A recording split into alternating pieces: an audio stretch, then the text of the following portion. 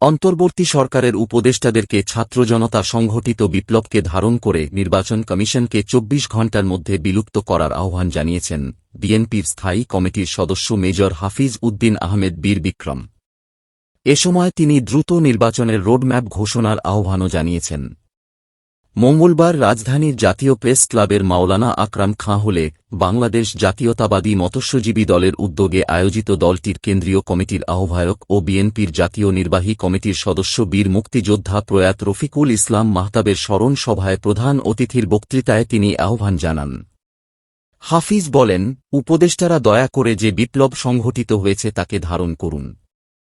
নির্বাচনের দিন প্রধান কমিশনার ঘুমায়, সেই কমিশন ২৪ ঘণ্টার মধ্যে বিলুপ্ত করুন, নইলে গণতন্ত্র আসবে কিভাবে?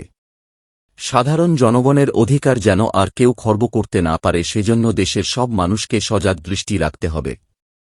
তিনি বলেন, এই সরকারকে সময় দিতে চাই। গণতন্ত্র প্রতিষ্ঠিত করতে হলে সময় লাগবে, তবে এই সরকারকে একটি যৌক্তিক সময় দিতে চাই।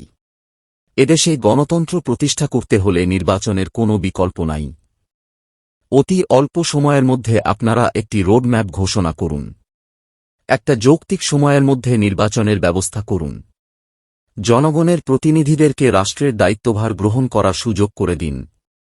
অনেকে এই সরকারকে ছাত্রদের সরকার বলছে, কিন্তু এই আন্দোলনে সারা দেশের মানুষ জীবন দিয়েছে।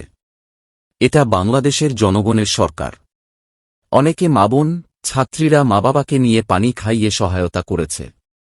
ইউনূস সরকারকে আরও সময় দিতে চাই। অনেকে দাবি দাওয়া দিয়ে এই সরকারকে অতিষ্ঠ করার চেষ্টা করছে। মৎস্যজীবী দলের যুগ্ম আহ্বায়ক অধ্যক্ষ সেলিম মিয়ার সভাপতিত্বে এবং সদস্য সচিব আব্দুর রহিমের সঞ্চালনায় স্মরণ সভায় মৎস্যজীবী দলের বিভিন্ন পর্যায়ের নেতারা বক্তব্য দেন।